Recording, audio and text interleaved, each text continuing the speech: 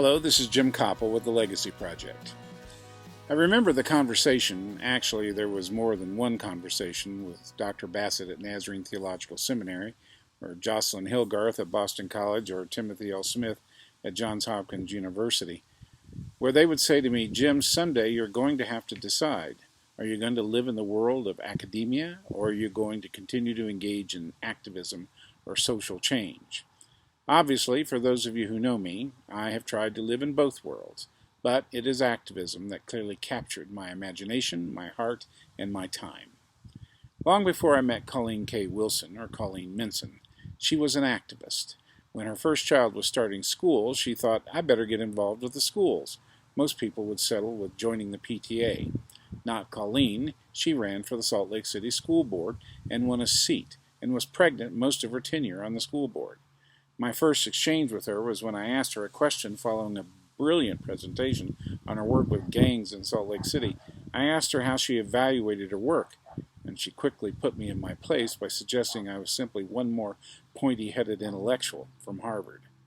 She didn't know I had just come from work where I spent 18 months writing every evening with our gang unit in Wichita, Kansas. We are both activists who are never content to sit in our offices reflecting on social change. We have to be in the middle of it. Academics would insist that we are ethnographers, or our faith says we live incarnationally. We have to get on the ground and grind out the change with the clients we serve. We have to feel it, taste it, touch it. I have long called it a theology of shit, much to the chagrin of my friends, I might add. The world is broken, and it's a hard place, and sometimes it's just plain shit. For God so loved the world that he gave his only begotten Son and sent him into this shit. So that's where we should go. This week, Colleen is leaving me and traveling 10,000 miles away to a country in political turmoil and facing one of the worst surges in COVID transmissions on the African continent. She'll be working with our friends and colleagues at the Luke Commission in Eswatini, or the former country of Swaziland. I'm not comfortable with her going.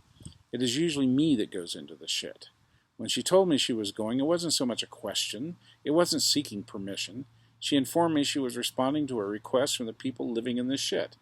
Of course she would go, and of course I would understand, because that's what we do. However, I don't like it, and perhaps it is my genetic disposition to be a little chauvinistic, maybe a lot. My father always made a big deal of taking care of the women in our lives.